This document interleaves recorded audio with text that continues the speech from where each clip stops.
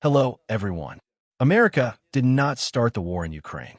Russia made the decision to launch the full-scale invasion, and that responsibility is clear. But for more than 20 years, Washington kept receiving the same warning signals from Moscow and kept treating them as manageable risk. In this video, I'm not asking whether Russia is guilty. I'm asking a harder question for Americans. How did U.S. strategy help turn this war from a possibility into a matter of time? We'll look at three things: what Putin told President Bush in private, how NATO's promises created a dangerous gray zone for Ukraine and Georgia, and why U.S. security assurances failed when they were needed most. Because in deterrence, when the price of aggression looks manageable, the next crisis is already on the calendar. And to understand that calendar, we have to separate two levels of responsibility. One level is direct. A government chooses to use force, crosses a border, and starts a war. That decision belongs to the Kremlin. Full stop. The other level is strategic. The United States built and led the Euro-Atlantic security system for decades. When the signals were already visible, when the language from Moscow hardened, when coercion became a repeatable tool, when revisionism stopped being theory and started becoming practice, Washington had choices. Some choices closed windows. Others left them open. And open windows invite testing. Let me anchor this in something concrete. In recent months, declassified records of private conversations between Vladimir Putin and President George W. Bush have circulated through the National Security Archive. These are not speeches written for television. They are internal memoranda, how officials recorded the logic and the key formulations of what was said behind closed doors. That is valuable because private language often reveals what public language hides, the underlying map in a leader's head.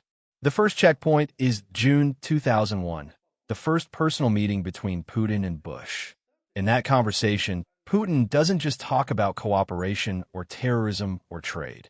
He also talks about the post-Soviet space in a way that's hard to miss, as if it's an area where sovereignty is conditional, where borders and alignments are not fully settled, and where the independence of neighbors is treated as something that can be revised. This is where Americans should pause, because deterrence begins with recognition. Deterrence is not about reading minds. It's about reading patterns. When a leader frames neighboring states as historically negotiable, it tells you something crucial. He is not simply competing for influence. He is questioning the legitimacy of the settlement itself. In a deterrence framework, this is the moment when the system should shift from optimism to prevention. Not hysteria. Prevention. That means three practical moves. First, identify which states are most vulnerable to coercion, politically, economically, informationally, militarily. Second, map the coercion toolkit: energy leverage, trade disruptions, elite capture, disinformation, proxy forces, separatist regions, peacekeepers, passports, identity warfare. Third, build resilience early, before the pressure becomes a crisis. Because once coercion turns into open war, the cost multiplies. Now, move to the second checkpoint, April 2008. NATO meets in Bucharest and makes a statement that sounded historic. Ukraine and Georgia will become members of the alliance. For many in Washington, that sounded like a political signal, a long-term trajectory, a process that could unfold over years. But in Moscow, it was processed differently. Not as a process, but as a timer, a closing window. And then, only days later, in Sochi, Putin tells Bush directly that Ukraine and NATO will mean a long confrontation between Russia and the United States. He also questions Ukraine's legitimacy in a way that becomes a key pattern later, describing it as something artificial, something created, something not fully real. Here's why that matters. When a leader questions the legitimacy of a neighbor, he is not just arguing history. He is establishing justification. He is building a narrative structure where pressure can escalate without moral cost at home. And once that narrative is built, diplomacy often becomes cover for bargaining, and history becomes an instrument of coercion. So by 2008, Washington had heard two things at the highest level. First, a worldview that treats the post-Soviet space as negotiable. Second, a warning that Ukraine's strategic alignment would trigger confrontation, combined with a narrative that undermines Ukraine's statehood assumption. Then came the demonstration. August 2008, the war in Georgia. You can debate the tactical details, but strategically the lesson was clear. Limited war, combined with leverage over contested territories, can change facts on the ground and produce political results. It was a price test. It tested how much the international system would tolerate, how fast it would respond, and what the cost would actually be. After a price test, the job of deterrence is to reset expectations. It has to make the next test look unprofitable. In theory, that requires three things: clarity, capability, and cost. Clarity means red lines are not poetic. They are understood. Capability means partners are not left exposed. Vulnerabilities are reduced before coercion becomes a crisis. Cost means the aggressor expects consequences that are consistent, durable, and heavy enough to outweigh the gains. But what happened after 2008 looked, for too long, like a different model. Periodic management. One cycle of tension, then a reset. One cycle of coercion, then negotiations over some separate file. One cycle of escalation, then hopes that economic ties would moderate behavior. That pattern is not neutral. In the mind of a revisionist, it teaches a dangerous lesson. You can take risks, absorb a wave of outrage, wait out the political cycle, and then return to pressure under a new slogan and a new deal. This is where we have to address a question Americans often hear in simplified form. Why were Ukraine and Georgia pushing toward NATO in the first place? The popular answer is cultural. They wanted to be part of the West. The real answer is strategic. They wanted to stop being coerced. Georgia entered independence with separatist conflicts that functioned as permanent pressure points. A frozen conflict isn't frozen in practice. It is an adjustable lever. It can be heated up to punish political choices, destabilize governments, and keep the state in a permanent gray zone, neither fully secure nor fully sovereign in practice. Over time, these zones develop institutions, local administrations, external funding channels, passportization, and dependency structures that make the conflict self-sustaining. The longer it lasts, the harder it becomes to reverse. Ukraine's trajectory was different, but the logic was similar. For years, Kyiv faced a pattern of coercion. Energy pressure, trade restrictions, influence networks, disinformation, and repeated messaging that its sovereignty had limits because of historical unity. That creates a rational security conclusion.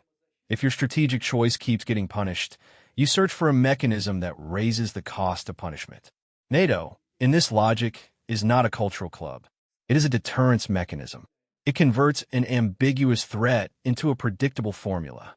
Now here is the crucial point. Half commitments can be more dangerous than no commitments. Bucharest 2008 told Ukraine and Georgia, you are on the path. But it did not lock in a concrete, immediate protection mechanism. That creates a gray zone where expectations rise, but security remains incomplete. And gray zones are exactly where coercion thrives.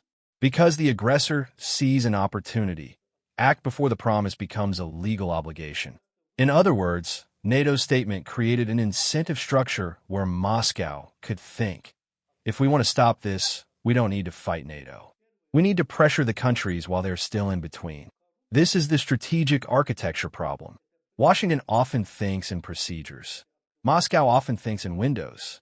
And when those time horizons don't match, the actor willing to escalate tends to dominate the tempo. Now we get to the third checkpoint, the one that sits quietly behind this entire story. The Budapest Memorandum of 1994. After the Soviet collapse, Ukraine inherited one of the largest nuclear arsenals in the world. It agreed to give it up. That strengthened global non-proliferation. In return, the United States, the United Kingdom, and Russia provided security assurances, promises to respect Ukraine's independence and borders, to refrain from force, and to consult in crisis. The detail that matters is the word assurances. Assurances are political commitments. They are not automatic defense guarantees. For a long time, that difference looked technical. After 2014, It stopped being technical. It became visible. Because when a revisionist power violates those assurances, the world learns something uncomfortable. Political promises are not a substitute for deterrence mechanisms when the other side is prepared to raise the stakes. And this does not stay inside Ukraine. It touches the credibility of non-proliferation bargains. If a state gives up ultimate deterrence and receives only conditional political assurances, other states notice. They adjust their calculations. That is not theory. That is a structural problem for global order. Now connect the chain. 1994 created a system where Ukraine's security relied on political commitments. 2001 revealed a worldview where the neighborhood was negotiable. 2008 combined a NATO promise with an exposed gray zone, followed by a war that tested the price of force. After that, the coercion toolkit did not disappear. It matured. And this is where the American debate often gets stuck on the wrong question. People ask, can Russia conquer all of Ukraine? Can Russia march into Europe? Those are extreme scenarios. Coercion rarely needs them. Coercion works through gray zone pressure. Frozen conflicts, infrastructure choke points, energy leverage, elite manipulation, disinformation, institutional corrosion, and the constant ability to escalate just enough to keep neighbors unstable. That kind of coercion can function even with limited conventional resources. It does not require occupying a continent. It requires one thing: confidence that the other side will manage, negotiate, reset, and eventually accept new facts. So the better American question is not, can Russia occupy Europe? It is, can Russia keep forcing neighbors into a permanent gray zone where sovereignty becomes conditional and strategic choice becomes punishable? Because that is what this war is about. And this brings us back to strategic responsibility. The United States didn't create Moscow's ambition, but it did shape the incentive structure around it. It created gaps between promises and mechanisms. It created transition windows where expectations rose faster than protection. And after key tests, it allowed a pattern of cyclical management to teach a revisionist actor that time might be on his side. Deterrence fails gradually, and it fails suddenly. If Washington wants fewer wars like Ukraine, the formula is not complicated. It is difficult, but it is clear. Commitments must match mechanisms. Partners must be hardened before crisis, and the price of changing borders by force must feel automatic, not negotiable, not dependent on political cycles, not subject to the next reset. Because the moment aggression looks manageable, the next crisis is already on the calendar.